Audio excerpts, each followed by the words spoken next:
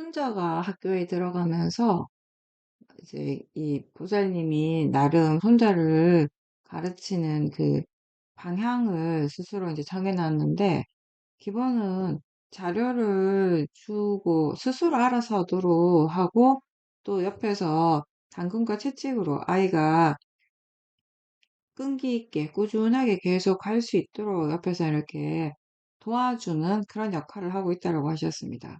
그걸 이제 이렇게 몇 년째 하고 있는데, 아이가 커가는 모습을 보면서 이게 이제 수행도 마찬가지라는 생각이 들었다고 하셨는데요.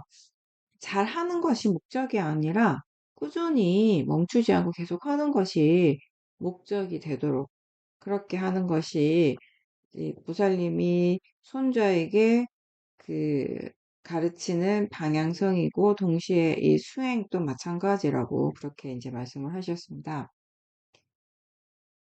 어느 날 이 아이가 뭔가 이렇게 바르지 않은 행동을 했을 때 거기에 대해서 이렇게 지적을 했는데, 그거에 대해 그 손자가 화를 냈는데, 그때 본인이 함께 거기에 화를 내지 않고 그냥 본인의 마음을 계속 지켜보니까 이 손자에 대해서도 그 마음이 이렇게 일어나는구나라고 하는 그런 지혜로서 볼 수 있었다라고 하셨습니다. 손자뿐만 아니라 모든 존재들의 말과 이런 행동들에 대해서 그 마음으로 볼 수 있고 그렇게 받아들일 수 있는 것이 이 수행의 결과라는 그런 생각이 들었다라고 하셨고요. 때로는 인간관계에서 화가 일어날 때도 있지만, 그래도 화가 날 때 그게 또 자신의 고정관념에서 일어나는 그 번뇌라는 것을 아니까 다시 그 마음 또한 지켜볼 수 있다라고 하셨습니다. 본인의 마음을 계속 지켜보면서, 아, 이게 마음이구나. 아, 마음이 이렇게 일어나는구나. 이런 마음의 성질이 있구나. 아, 이게 자연적 이치구나라고 하는 이해들이 계속 일어났잖아요. 그 이해들이 계속 깊이를 더해가면서 그 이해가 계속 축적되어 온 거죠. 사실, 아까 본문에도 그런 얘기 나왔지만, 우리가 마음을 본다, 뭐 마음을 안다, 막 이게 마음이다, 이런 얘기 굉장히 많이 하는데, 의외로 좀 놀라운 사실은 뭐냐면, 마음에 대해서 잘 모른다라는 거잖아요. 그죠? 처음 시작을 했을 때, 뭘 봐야 되지? 라고 하는 약간의 막막함도 있었어요, 사실. 처음 마음을 볼 때는. 그죠? 근데 수행하기 이전에도 우리는 마음이라고 하는 표현, 이 단어를 많이 사용했잖아요. 내 마음이 지금 어떻고 저떻고, 그죠? 마음이 좋고 나쁘고, 이렇게 하는데, 이거 객관적으로 대상으로 본다라고 해도 도대체 뭘 봐야 되지? 라고 하는 걸, 이렇게 갑자기 우리가 좀 당황하게 되고, 그러니까 그건 뭔 말인가 하면 마음이 무엇인가에 대해서 이제 잘 몰랐다라는 거죠, 사실상. 근데 이제 수행하면서 아, 이게 마음이구나. 이게 특별한 것이 아니라 이렇게 마음이라고 하는 거 항상 일어나고 있구나. 지금도 이렇게 일어나는구나. 이런 부분들을 먼저 이제 깨닫게 되는 것이고, 그걸 계속 지켜보면서 이 마음이 내가 아니라는 것을 이제 또 알게 되는 것이에요. 그렇죠? 내가 좋고 내가 기쁘고 내가 행복한 것이 아니라 아, 행복한 마음이고 좋은 마음이고 깊은 마음이 일어나고 있다라고 그렇게 이제 자연스럽게 그렇게 생각하고 받아들이는 그런 지혜들이 이제 하나씩 하나씩 생겨나는 거죠.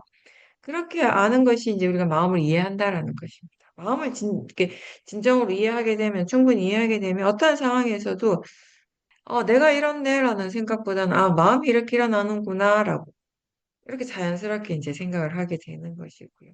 그 이 마음이 원인 결과라는 거, 자연적 이치라는 것을 또 이제 이해를 하는 거고, 그렇게 이제 우리가 마음에 대한 이해가 조금씩 이제 축적이 되니까, 이제는 이게 자기 자신을 볼 때뿐만 아니라 다른 사람과 함께 있을 때, 다른 사람을 볼 때도 그런 관점에서 보게 되는 거예요. 내 마음을 보듯이 그렇게 당연히 그렇게 볼 수밖에 없죠. 왜냐하면 나한테 일어나는 마음이나 다른 사람들한테 일어나는 마음이나 그 마음의 고유한 성질은 다르지 않으니까 자연적 이치로서 다들 이제 다 일어나고 있으니까 우리가 이렇게 보는 것이 우리 마음의 관심이 이제 사람을 보는 것이 아니라 그 마음을 알도록 그런 방향으로 가는 것이 어떻게 보면 좀 당연하기도 하죠. 근데 물론 이제 내 마음을, 자기 자신의 마음을 보는 것과는 좀 다르긴 하죠. 왜냐하면 상대방의 마음을 내가 직접적으로, 다이렉트로 바로 아는 건 아니죠. 아니지만, 그래도 함께 있으면 상대가 화가 나면 화가 났다는 건 알죠, 우리가. 그렇죠. 화의 마음으로 얘기하면 화의 마음으로 얘기한다라는 것 정도는 알 수가 있고, 이제 그런 부분들이 있어요. 그래서 이제 다른 사람들과 함께 있을 때, 이제 이 사람으로서 보는 것이 아니라 나와 어떤 관계에 있는지 이게 중요한 것이 아니라 그냥 마음으로 보는 거죠. 그렇게 그 마음의 성질로서 보면 우리가 관계적인 측면에서 보면 보통의 사람들은 보통은 우리가 그 다른 사람들을 볼 때 관계적인 측면이 되게 중요하잖아요. 내 가족인지 아닌지, 내가 좋아하는 사람인지 아닌지, 나랑 친한 사람인지 아닌지. 그죠? 이거 굉장히 중요한 부분을 차지하는 거예요. 그 사람에 대해서 우리가 어떤 판단을 하고 어떤 생각을 하는 거에 있어서 그런 것들이 다 영향을 미치게 되는 것이에요. 근데 그냥 단지 마음으로 볼 수 있을 때 그런 이제 지혜가 있게 되면 그 관계는 물론 관계대로 일어나고 있죠. 관계대로 있죠. 있지만 그 관계에 끄달려가는 그런 마음의 에너지가 훨씬 줄어들게 되는 거죠. 나와 가까운 관계에 있고, 가족의 관계고, 내가 좋아하는 사람, 이런 관계라고 이미 생각이고, 그게 되게 나한테 중요할 때는, 거기에서 오는 그런 어떤 번뇌들이 있잖아요, 또.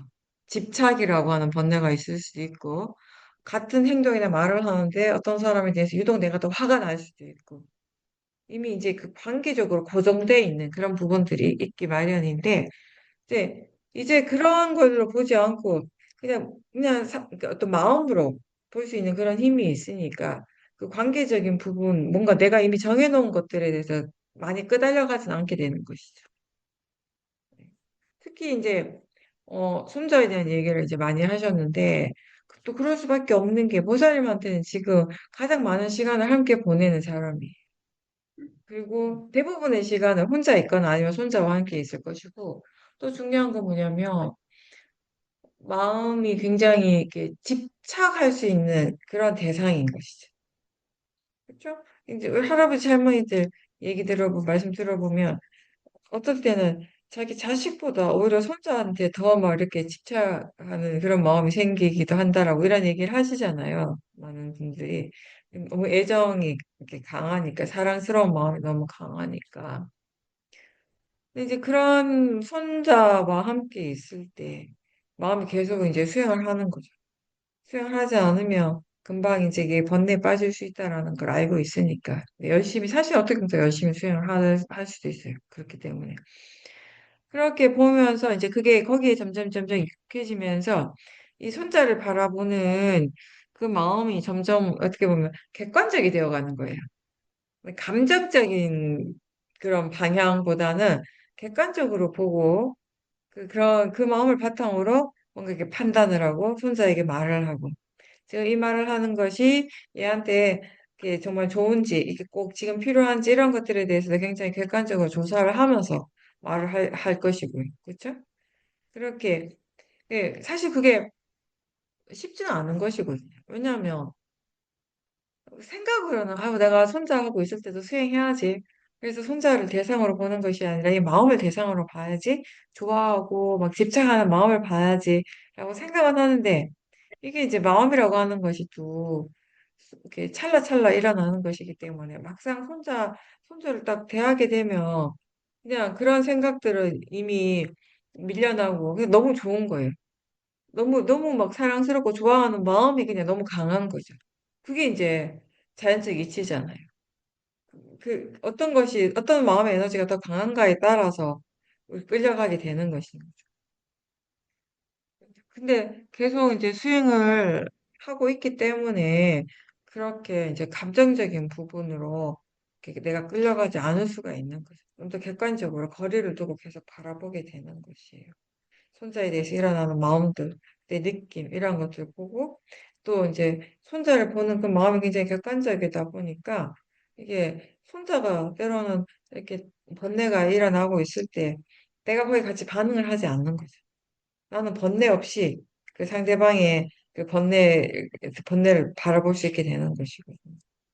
그렇게 하면 어, 어떻게 보면은 내가 이제 손자를 좀 이렇게 가르쳐야 되는 그런 입장이 있잖아요. 많은 뭐 공부도 그렇고 여러 가지 생활적인 부분에 있어서 사실 이 가르치는 사람이 상대방에 대해서 너무 감정적으로 치우치지 않는 게 굉장히 중요한 부분이잖아요. 우리가 뭔가를 가르칠 때. 그죠? 누군가를 가르칠 때 가장 그게 안 좋은 방향으로 갈 수 있는 조건 중에 하나가 제가 생각할 때는 그런 것 같아요. 너무 이렇게 우리가 이렇게 감정적으로 치우치게 되면, 그죠? 이게 힘들어지는 거예요. 항상 객관적인 그런 자세를 이렇게 내가 가질 수 있을 때, 그 유지할 수 있을 때, 이 가르침 또한 훨씬 더 적절하게 그 방향을 나아갈 수가 있는 것이거든요.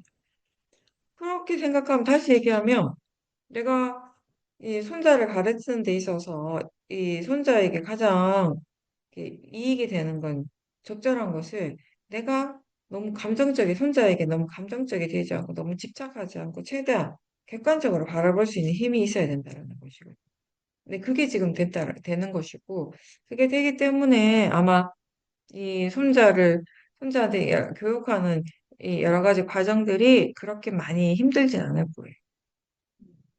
뭐 성인이 나이 많은 어른이 어린아이를 가르치는 게 뭐가 힘들까라고 생각할 수 있지만 사실 그게 굉장히 힘든 일이잖아요. 그렇죠? 내 마음대로 안 되는 건 다 힘들어요. 내 마음대로 안 되는 건 다 힘들어요, 진짜로. 작은 것 하나도 내 마음대로 안 되면 그냥 힘들어요. 뭐가 힘들겠어? 아우 힘들어라고 할 때 한번 생각해 보세요. 많은 경우 내 마음대로 안 되니까 힘든 거죠. 내 생각대로 안 되면 그냥 힘든 거예요. 근데 이 작은 인간이지만 나름의 자아가 있고 지가 하고 싶은 대로 하려고 하는 애들은 또 그게 더 강하죠. 나이가 어릴수록. 그죠? 어떤 객관적인 어떤 그런 건 가지기가 아직 힘드니까 지혜가 아직 약하니까 애들은. 근데 그런 애와 시간을 같이 보내고 그 아이를 가르쳐야 한다는 것이 사실 쉽지가 않거든요. 순간순간 부스부스 올라오는 그런 화해 마음도 있을 수 있을 것이고, 그죠? 이런 감정적인 부분들이 분명히 많은데, 그런 것들을 이제 계속 대상으로 보면서 조금씩 약해지고 약해지고 약해지고 하면서 이제 점점 그런 것도 덜 일어나게 되는 것이고. 그래서 더 이렇게 객관적으로 이제 바라보면서 이 아이한테 지금 이 순간, 지금 가장 필요한 것이 어떤 것인가를 판단하는 거죠, 마음이. 그 판단하는 마음이 이 번뇌 없이 좋은 마음으로 할 수, 할 수 있다면 그게 정말 그 아이를 위해서 내가 할 수 있는 최선인 거죠. 사실상.